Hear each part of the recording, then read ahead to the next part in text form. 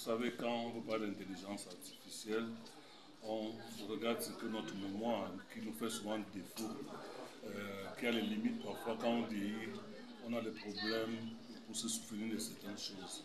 Or, l'intelligence artificielle nous permet quand même de prédire un certain nombre de choses qui sont parfois difficiles à voir, et simplement parce que nous avons stocké des données qui peuvent être analysées en quantité et pouvoir prédire un certain nombre de choses.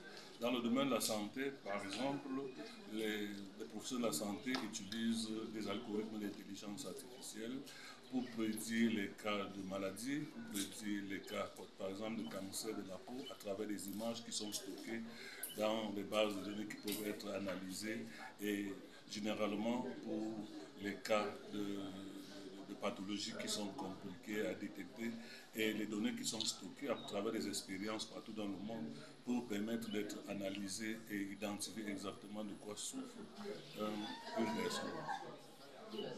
Maintenant, concrètement, dans nos vies, jour le jour, qu'est-ce que l'artificience intelligente peut nous permettre à acquérir?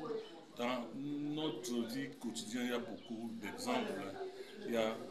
Si vous prenez par exemple le domaine des élections, je prends ce domaine-là, ça peut sur la base des sensibilités, des analyses, de la collecte des données de certains électeurs, savoir que tel candidat peut gagner ou pas.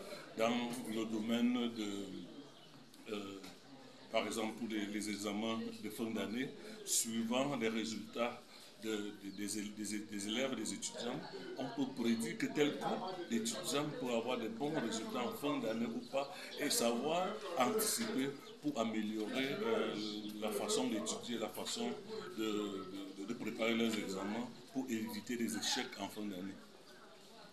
Quel est le rapport maintenant entre l'intelligence artificielle et la santé? La santé, comme je vous ai dit, il y a beaucoup de choses qui peuvent être prédites à travers des algorithmes puissants qui sont développés.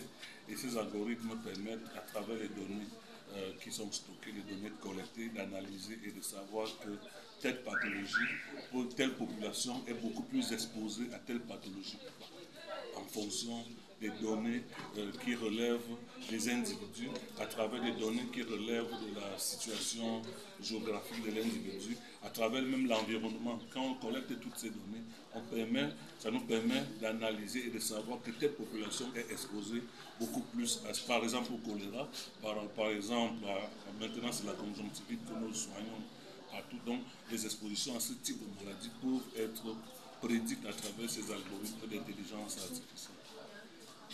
Merci.